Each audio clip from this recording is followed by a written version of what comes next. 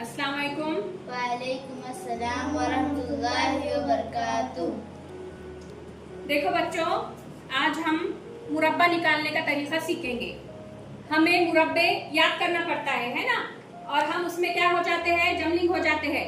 7 का मुरब्बा क्या, 8 का मुरब्बा क्या, 15 का मुरब्बा क्या, ये हमें याद नहीं रहता है। इसलिए एक आसान तरीका है, इस तरीके से हम सीखेंगे तो हमें मुरब्बा निकालने के लिए बहुत आसानी पैदा होगी। अभी देखो, कोई अदद अगर हमें दिया जाता है तो उसका हम मुरब्बा कैसे निकालेंगे, स्क्वायर कैसे निकालेंगे। अभी इकाई के मुकाम पर, जिस अदद के इकाई के मुकाम पर अगर सिफर आता है, क्या आता है, सिफर। कोई भी अदद दिया हुआ है उसका हमें इकाई देखना है। इकाई के मुकाम पे अगर सिफर आता है तो उस अदद का मुरब्बा हम कैसे निकालेंगे ये हम देखेंगे।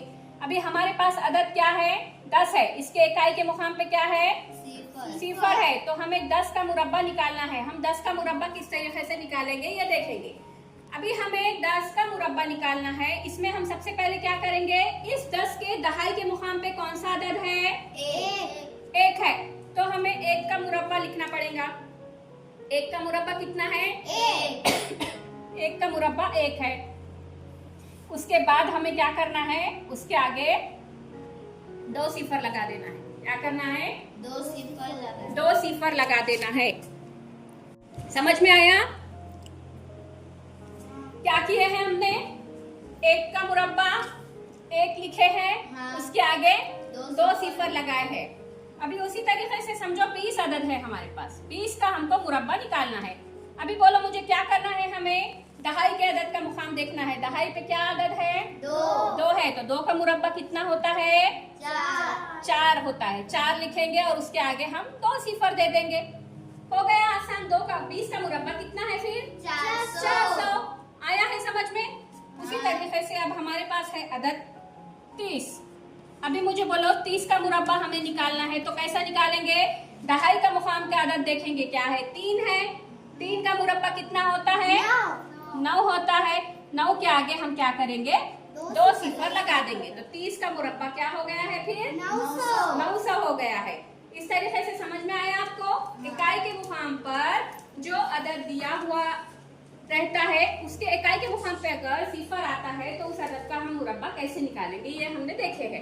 अभी उसी तरीके से इकाई के मुकाम पे अगर 5 अदद आता है, कोई अदद दिया हुआ है हमें, उसके इकाई के मुकाम पे 5 आता है तो हम उस अदद का मुरब्बा कैसे निकालेंगे ये हम देखेंगे तरीका। अभी ये दूसरा तरीका है। अभी समझो हमारे पास अदद है 15। क्या है हमारे पास, 15 है। हमको 15 का क्या करना है, मुरब्बा निकालना है, स्क्वायर। 15 का स्क्वायर कितना, तो इसमें थोड़ा सा क्या है, तरीका अलग है। क्या करना है हमको, देखो 15 के दहाई पर कौन सा अदद दिया हुआ है, 1 है। क्या दिया हुआ है, 1 है। तो यहाँ हम 1 लिखेंगे। अब उस 1 के आगे, 1 के आगे का अदद कौन सा रहता है, 1 के आगे क्या आता है हिंसा, 2 आता है। तो 1 को ज़र्ब करेंगे 2 से। क्या करेंगे, 1 को 2 से ज़रब करेंगे। 1 को 2 से ज़र्ब करेंगे। कितना होता है, 1 दूनी 2, या 2 एका 2 होता है। यहाँ तक समझ में आया? हाँ। आया। उसके बाद इस 5 का क्या करना है, हमें 5 का मुरब्बा लेना है। 5 का मुरब्बा क्या है, 25 है। तो ये 5 का मुरब्बा यहाँ पर लिख देंगे। 5 का मुरब्बा कितना है फिर, 25 है। तो 15 का मुरब्बा कितना हो गया है फिर, 225। आया आपको समझ में, ये कैसा हल किया हमने? हाँ। देखो फिर से एक बार दोहराती हूँ। 15 का हमको क्या करना है, मुरब्बा निकालना है। इसमें दहाई के मुकाम पे 1 है तो यहाँ पे 1 लिखेंगे और 1 के फौरन बाद वाला हिंसा लेंगे। 1 के बाद क्या आता है, 2 आता है। तो 1 को 2 से हम ज़र्ब करेंगे कितना होता है? 2 2 होता है, तो 1 दूनी 2 लिखेंगे यहाँ पर। यहाँ तक समझ में आया? उसके बाद ये क्या है? अदद 5 है, तो 5 का हमको क्या लेना है? मुरब्बा लेना है। 5 का मुरब्बा कितना होता है? 25। तो ये 2 के आगे हम 25 लिखेंगे, तो 15 का मुरब्बा कितना हो गया है फिर? 225। समझ में आया यहाँ तक? अभी उसी तरीके से और एक सवाल हम हल करेंगे। अभी हमें निकालना है 25 का मुरब्बा। क्या निकालना है? 25 का मुरब्बा। 25 का मुरब्बा निकालना है।